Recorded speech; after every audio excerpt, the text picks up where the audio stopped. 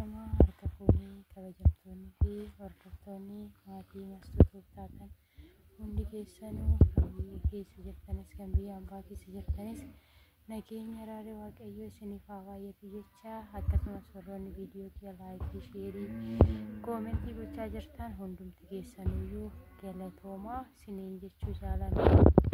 Akkasumas akkuma beekamu bakkan jiru kaleessaa isinitti himee kanan jira jechuudha. Ammas kunoo har'allee kunoo ba'ee akkuma kaleessaa sanitti kophaa kiyya kunoo manuma keessan jira jechuudha. Hormii ayyaana kabajataa dasitaadhaan ayyaana isaanii dabarfachaa jira. Ani garuu immoo kophaa kiyyatti kunoo haala kanaan taa'ee jira jechuudha. Nama tokko gaafa itti dhiyaannee wannoo jennee ofirraa nu fageessa jechuudha. Ofirraa nu fageessu jechuudha. Lamaaniyyuu qaamaa wanni godhamu hin jiru. Guyyaa daa'ima ishee natti ergitee turte, abbaa manaallee natti ergitee turte jechuudha. Ani garuu immoo deemuu hin barbaanne jechuudha. Maaliif oddii gubbaarri lallaqaa keechi biyyee oddii keechi lallaqaa gubbaarri biyyee jedhamu ture. Sababa saniifiyyuu kaleessa waan jettee hin gadde waan dubbattee kaleessa dubbattee jirti. Har'a garuu immoo nama nagaa gootee nama gaarii gootee abbaa manaa isheetis natti ergitee daa'ima ishee natti ergitee eegga fedha kiyya qabaattee eegganan akkanani ishee biratti ayyaana dabarsuu eegga barbaadde maaliidhaaf ofii isheetii dhufte manni keenya hagamu addaan fagaate jechuudha. Yaansi daqiiqaa 4 caala hin deemamu jechuudha. Maaliif dhufuu didde garuu immoo isheen hin dhufne jechuudha. Abbaa manaa isheetii fi daa'ima ishee qofa bichaa ergite. Anaafillee waaqayyo jira.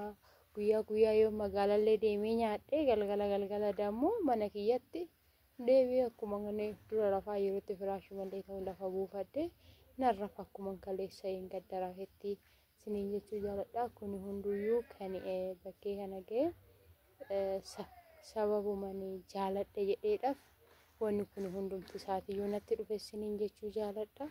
Osoo isin ta'ee osoo rakkinni kun akka anarra ga'e kanatti isinirra ga'e maal jettume isinuu maal jettu rakkina kana akkamitti dabarfachuu dandeessu?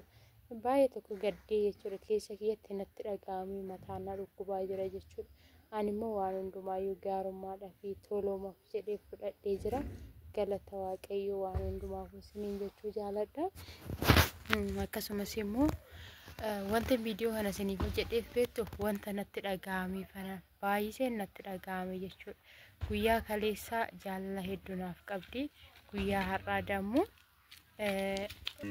sababa saniifiyyuu akkasii isiniin jechuu jaaladha. Waanuma hundumaafiyyuu gaarummaadhaa fi hundumti isaatiyyuu hin jira. Akkasumas immoo warroonni koomentiidhaan na arrabsitanis ni jiru jechuudha. Warroonni waan baay'ee jettanis ni jirtu jechuudha. Waan barbaadan jira. Ani maaliif jechi namaa homaan an godhu jechuudha. Yaa jedhanii jechi maal lama gootii jedhu mitire jechi namaa anumaan an godhu jechuudha. Waanuma barbaadan illee yoo naan jettan namoonni baay'een jaartii taatee jaartummaa namni umurii koo beektan hin jirtan jechuudha. Lamin namni tokko yoo nafti isaa furdaa ta'e jaartuma jedhama jechuudha. Namni takka namni umurii kiyya beeku tokko hin jiru jechuudha. Garuu immoo jechoota amiroo namaa tuqu minaamina osoo jechuu baattanii dasna jedha jechuudha. Jaartillee yoon ta'e jaartiin eenyutu jaartiin jaalala hin jaalattu jedhan.